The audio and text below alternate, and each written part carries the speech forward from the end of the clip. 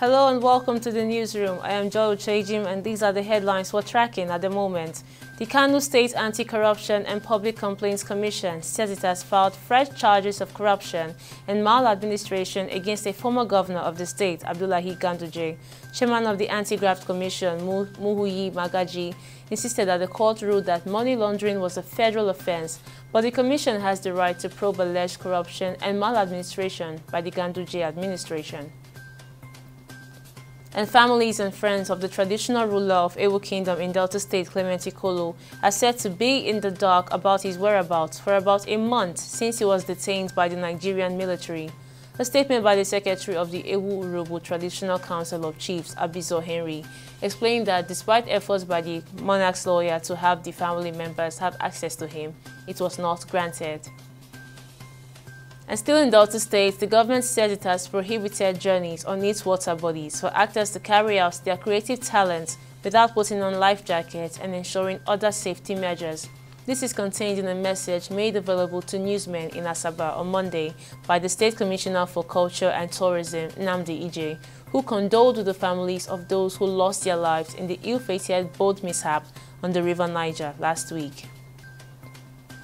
And the air component of Operation Hadarin Kai has executed a precision airstrike on the hideouts of ISWAP terrorists, killing over 30 of their fighters within Koleram village along the shores of Lake Chad. In a statement signed by the Director of Public Relations and Information, Nigerian Air Force, on Tuesday in Abuja, Edward Gabwet said the airstrikes conducted on April 13 were a decisive blow against terrorism in the northeast. And on business, the acting chairman of the Benue State Internal Revenue Service, Emmanuel Ajena, has revealed that 35 persons involved in illegal tax collection in the state are currently facing prosecution.